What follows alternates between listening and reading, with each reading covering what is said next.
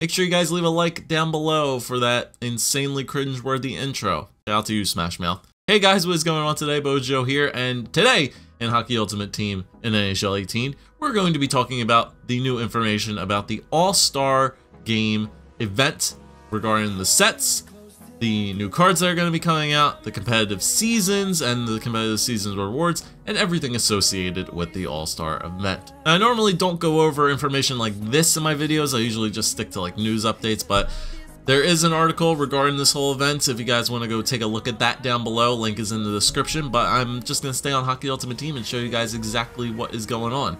So let's start off by diving into the new All-Star Game sets that are going to be out for the next 2 weeks, and you guys have some pretty good opportunities to get your hands on some nice looking cards. So I'll first start off by the typical gold rare set. If you get an All-Star Game collectible, you can trade it in and get a gold rare player. But then we have the set specific players which you can get. So we have this 88 overall All-Star Dylan Larkin, a 90 overall All-Star John Tavares, a 92 All-Star Ray Bourque, a 95 overall All-Star Joe Sakic, and then the Master Set player, which is a 97 overall All-Star Game Jakub Voracek. Now, these sets are a little bit different than they have been in the previous sets, and the most significant difference meaning that each player in this set requires you to do the previous player's set in order to get the next player up. Now, before, for the Master Set players, you would have to do maybe 3 or 4 players get a Master Collectible, and then send that to the set in order to get the Master player. This is not the case anymore. So starting off, you'll have to get an 88 overall All-Star Dylan Larkin. Pretty simple, you send 2 collectibles to that set and you're done. I'll show you guys the stats for these cards as well at the end. But once you get that Larkin, you're able to send that Larkin to the next set for the Tavares and 2 more collectibles so that you can get the 90 overall Tavares. Following up on that, if you want to get the Ray Bourque, you gotta send the Tavares to the set, 4 more collectibles, and then you get Ray Bourque. If you want Joe Sakic, then you have to send Ray Bourque to the set along with 10 more collectibles, and you get him. And then finally, in order to get the Jakub Voracek, you have to send the 95 Sakic and a pack-only specific player, a 92 overall All-Star Game Jakub Voracek with full card art, I should say. So the card art for the 97 overall Jakub Voracek is reflective to what the Joe Sakic looks like. I feel like it should have been flip-flopped. I would have rather had the 97 overall look like the full card art for the Jakub Voracek, but that's the way the game breaks. And like I said, the only way to get that 92 full art All-Star Game Jakub Voracek is either 1, buying it off the market from somebody, or opening up the All-Star Game specific packs and hope you get lucky and get your hands on one of these nasty cards. Just looking at this card is absolutely sick as well. So I really do like the sets this time around. It's a little bit different than what we are accustomed to seeing, rather than just sending like gold collectibles or the event specific collectibles and then either golds or carbons and send that, and then your master collectibles to the end there. I like this a lot better. It requires you to do each previous card in order to get the next card, and hopefully some of these cards actually might retain some value to them as well. Say somebody does like the 95 overall Sakic, but they don't want to do the All-Star Game Voracek because they don't have that card yet, they can send that Sakic up on the market, and somebody who really wants to get that 97 Voracek done might be able to make a little bit of a pretty penny on most of these cards. So next up, we'll move over to the HUT specific challenges. Make sure you do your challenges, guys. You never know when you're going to get a free 7 million coins.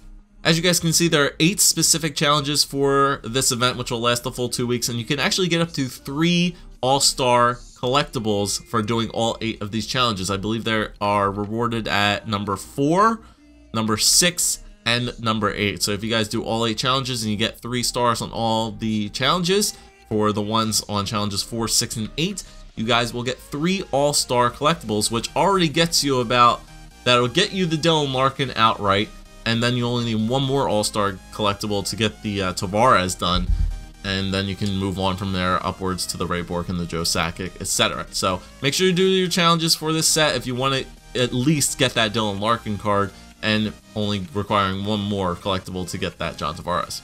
So like every event in Hockey Ultimate Team, there also is going to be a competitive seasons going along with this event. It's going to last another 2 weeks once again, and it's going to be a 7-day competitive season per round. And the rewards for the seasons actually look pretty good. Top 100 for each round and the seasons automatically get specific player rewards. So we'll start off with round number 1. I'm only going to be focusing in on the top 100 because I've been probably finishing around top 100 for the past couple of competitive seasons fairly frequently, so it's pretty easy for me to get these rewards. But if you guys are wondering as well, 250 actually gets player rewards in there as well. So if you guys manage to finish between 101 and 205, 250 for the competitive season, you guys will get an 88. You'll get that 88 All-Star Game Dylan Larkin. You get 2 All-Star packs, two All-Star packs, 2 Star packs, and a gold collectible. But if you guys manage to finish in the top 100, you will get a 91 All-Star Game exclusive Al MacInnis card. You'll get the Dylan Larkin, and then you'll get the packs associated with the ranking tier that you finish in. So that's for round number 1. If you finish round number 2 in the top 100 or in the top 250, from 101 to 250, you guys will get the John Tavares. So you'll get the next upgraded card for that, which will be easier for you to do the next set for those master set players. But if you manage to finish in top 100, you'll get a 93 overall exclusive All-Star Game DANY HEATLEY card. You'll get the John Tavares, and then once again the packs associated with it. And then as we move on to the season rewards, top 100 guys only will get this exclusive player. You'll get a 95 overall All-Star Game Owen Nolan card. So if you finish, if you finish top 100 for the first 2 rounds, you're almost guaranteed to get that Owen Nolan card for your season rewards. And obviously with this event, there's going to be a specific draft champions, theme you can pick. There'll be specific packs, and then there's also going to be different player items coming out through this event as well. There's going to be a poll on Twitter that EA is running. They have already come out with one recently, which I think the Patrick Kane was the specific card for today. They also released 4 special cards for the 4 captains that came out today. So my Evo Ovi gets another upgrade, which I like, and my Evo Subban as well. And then obviously once the All-Star Game is actually going on, I'm sure there's going to be player-specific cards that come out for the specific skills challenges and the games throughout the event.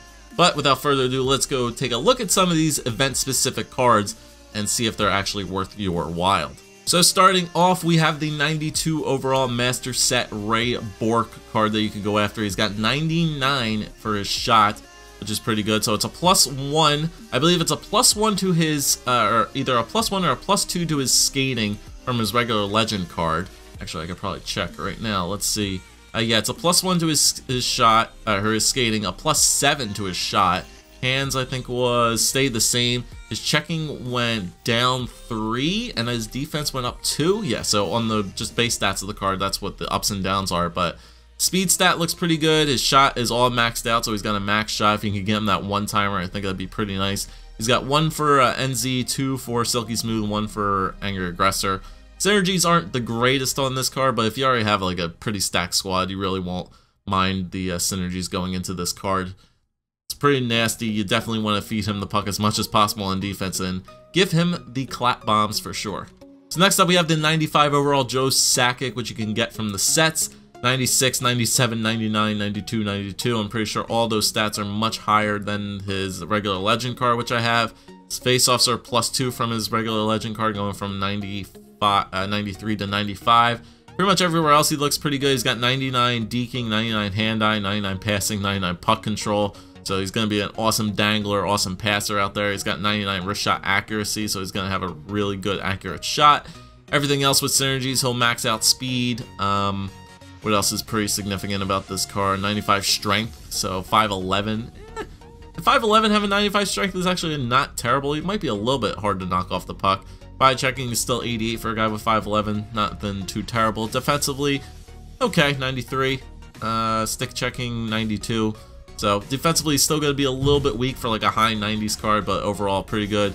HT, LL, and TN. LL and TN are pretty good if you guys want to activate those synergies. HT, it's not a great synergy at all. Alright, so next up we have the 88 overall All-Star Game Dylan Larkin card, which should most people be able to get if you finish either top 250 for the first round of competitive seasons, or if you do your challenges, you'll automatically pretty much guarantee yourselves this Dylan Larkin card.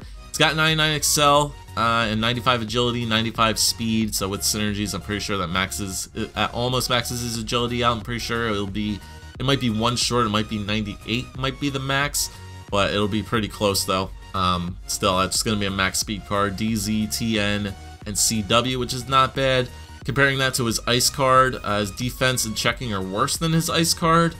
His hands, checking, and defensive categories are all worse than his ice card, but his shot and his skating are much, much better. His shot on his ice card is only in the 80s, but his shot on this All-Star Game card is all in the 90s, so you'll definitely get an upgrade there. You'll definitely get an upgrade in his speed for sure. Anything else really too significant? Not really much, like mid-80s, high 80s everywhere else. You're getting Larkin for maybe like a fourth-line player on your team to get out there, speed demon, and hopefully get some breakaways with him.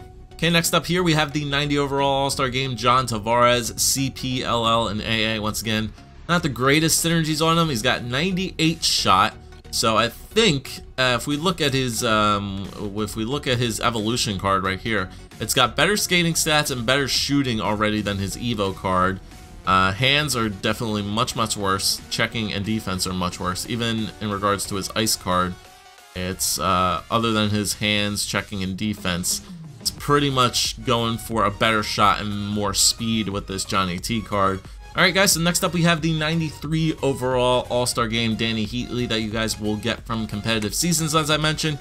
He's got some pretty good synergies, LL and TN, which are always nice, 2 points each of those, and he also gives you rocket skates, so you'll get that acceleration and speed boost, which is always nice. Honestly, I probably won't be using this card just because I have this one. In regards to his flashback card, which a lot of people should have been able to get by now. If you haven't gotten it this week, within the next 2 weeks, a bunch more of these cards will definitely be showing up on the market if you missed a week or two here for the flashback sets. More than likely, most people will want to go after this one just because it gives a +2 to almost every team synergy except for Concrete Wall, I believe. And most people will definitely want to go after that, but this Heatley does lose out in skating to this one. The shots and hands are going to be leagues and beyonds better. Checking is the same, defense +5, so I would wait on this one. I'm pretty sure most people, if for competitive seasons, probably won't be using this card. They'll probably just sell it off on the market more than likely. This card probably won't retain all too much value because, like I said, most people want to go after the flashback one. Even though this one does have rocket skates and it'll give you that extra acceleration and speed boost, I still think the 95 flashback is a little bit better, but if you haven't been doing the flashback sets, this is definitely a nice alternative and a nice little upgrade to his legend card. Even if you got the Christmas version of Heatley from the Christmas set, definitely, if you manage to get this, give it a try.